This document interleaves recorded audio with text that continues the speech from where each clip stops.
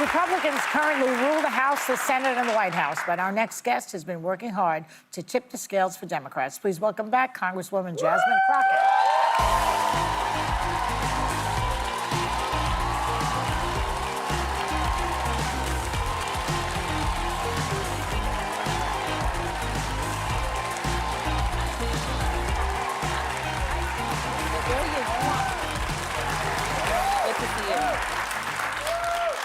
Giving them hell. I don't know about that. They giving me hell, honey. Yeah, but you give it right back to them. A lot of them don't do that. Absolutely. It's a must in this environment, That's though, right. Because they will steamroll right over you. And unfortunately, we see that ever since day one, baby, that pen been going and it ain't stopped. And it's steamrolling over all of our rights and our liberties and our freedoms and everything that we thought was the foundation of this country, our Constitution. Yes. Seems like we're saying, well, nope, with a pen, get rid of the Constitution. With a pen, get rid of impoundment and other laws that exist. Do you think that Americans just didn't believe that he would go with that Project 2025? Or what? What was that? I mean, he said, I don't even know what it is. Remember? Oh, I remember, honey. Yeah. You know, I remember there was actually a hearing that we had in oversight, and it was right after he said, oh, I know nothing about that Project 2025. Oh, yeah. And we had a witness, and I mentioned that his name was mentioned 312 times. Yes. In Project 2025. Yes. So it was like, this is interesting that he don't know nothing about it, but he's all through it. And you know, if it's his name, he's riveted to it. No, and he's relying on the people that absolutely pulled it together. Like J.D. Vance. Yeah, exactly. Yeah. So here's the deal. I mean, I think that there are those that just said, I want to do something different. Yeah. And so we know that typically when people are feeling it, especially in the economy, they tend to just go the other way. Why? The problem is that this wasn't the guy to fix anything. This is the guy that is the king of breaking things, as we can see. Yeah. Well, Congresswoman, Elon Musk and DOGE, the team, have been infiltrating and dismantling federal agencies. He says he's rooting out waste, fraud, and abuse, all while gaining access to some of our most sensitive data. So you sit on the DOGE subcommittee run by Representative Marjorie Taylor Greene. Are you getting any more clarity on what exactly Elon and DOGE are doing? She can't even get the question out. Listen, interestingly enough, you know, there was the court filing that came out, or there was the order that came out from Judge Chuckin yesterday, right? And one of the things that the White House and the DOJ is currently saying is that, oh, Elon has no power. Yeah. Elon isn't doing that. He's not an employee, and he doesn't head the agency. Right. He's tech support, I think, is what they say. So who's lying is my question. But somebody lying, right? Because they've been like, oh, Elon is cleaning it up, right? So someone's not telling the truth. And I hope that the lawyers are the ones that are telling the truth, because there is a higher standard when it comes to practicing law. This is why Donald Trump's lawyers tend to lose their law licenses. Yeah. But, you know, I don't really know what's going on, and that is why the attorney generals really had a hard time meeting that burden for TRO, is because we can't say exactly what he's doing.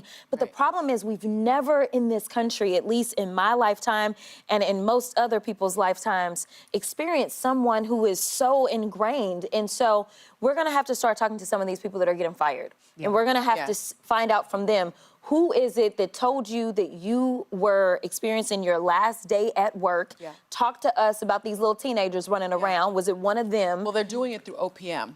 Yeah. Because I have friends that work there, and they got the notice, and they got it from the Office of Personnel Management. Yeah. And so, but DOGE told OPM to do it. Right, and that's what we've got to get to the heart of it. I could testify to that. I know all about that.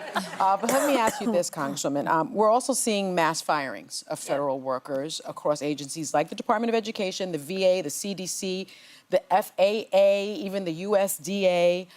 In some cases, they've had to unfire critical employees like our nuclear safety specialists, but they didn't have their government email addresses active anymore, so they can't find them. So now, on what grounds are, I know you can't make it up, it's like I'm writing a movie. On what grounds are they laying, a very bad movie, on what grounds are they laying off these workers, and how will the scale of this impact everyday workers who are concerned about the price of their eggs. And nuclear arsenals. Yeah. Yeah, so here's the deal. I don't really know what authority they have to do anything. Yes. I walked in and I didn't get to read the entire article, but earlier today, it seems like there is someone who was fired that was the head of an agency, Yes. and a judge ruled that firing was illegal. People seem to be surprised that the first felon that we ever elected to the White House commits crimes, but, Right. you know, or breaks the law. Right, breaks the law. But clearly, he has no respect for the law whatsoever. Yes. And so, for the most part, it seems like they've been going after probationary people Right. because probationary employees do not enjoy the same protections. They lack some protections. Exactly. Yeah. And so, you know, it'll be interesting to see where the unions go with some of these lawsuits and how successful they are. But again, ultimately, I think that he's trying to get to his favorite court, the court that we know we all love to hate. Yeah. The highest court. I think he's trying to get there and hoping to get some cover for all the nonsense. After all, this is the same court Yeah. that gave him immunity. That is so true. that he could go out and do some of the illegal things that he's Do you doing. think they have a limit, though, the court? You know what? I keep trying to point people to the TikTok decision.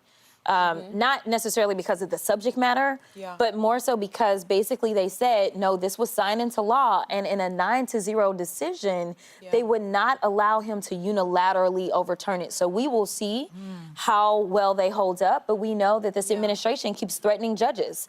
If a judge hands down a decision that they don't like, they talk about impeaching that judge and getting rid of that judge, and they won't be able to get rid of these judges because the standard is too high.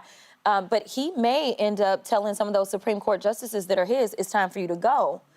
Yeah. And they potentially will leave because he did that last time.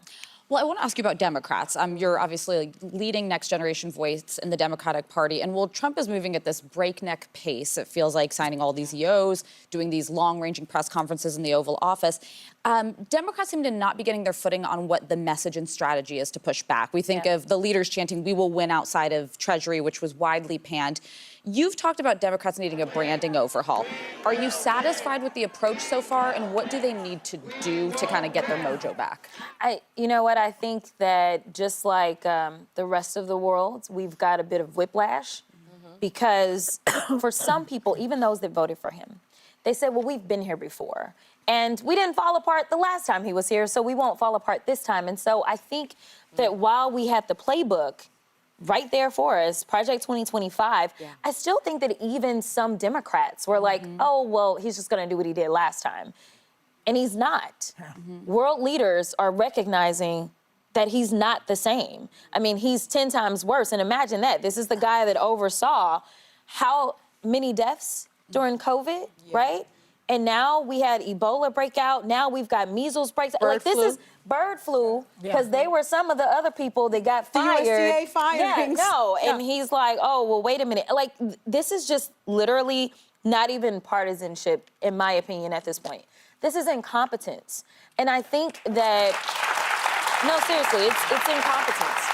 And I know earlier y'all was talking about bring back the Bushes. I'm with you, honey. Like, listen, I mean, you know, That was some sense of normalcy, democratic correct. norms. And I Can keep ask saying quickly that, one thing. Would you support Democrats shutting down the government as a bargaining chip to push back against the White House? it's not, we don't have the power to shut the government down. Well, to refuse to vote for funding bills. I which- absolutely support that we should not be voting for this funding bill because this funding bill is going to gut the things that we care about. And I don't believe that we can enter into good faith negotiations with people that literally could care less about their word. We saw what happened with the continuing resolution that kept the government open till March 14th because Elon sent out a tweet that changed the trajectory of negotiations that had taken place with duly elected members of the House, the Senate, as well as the president. So my concern is this guy has decided that after monies were appropriated to literally turn off the spigot of money just at will because he wanted to do it. Who's to say that if we enter into good faith negotiations and we get some of the things that we feel like are good for the American people, that he won't just do what he wants to do and ignore the stuff he doesn't want to do. So I don't think that we should be voting for this. They have a Trump trifecta. Y'all better figure it out.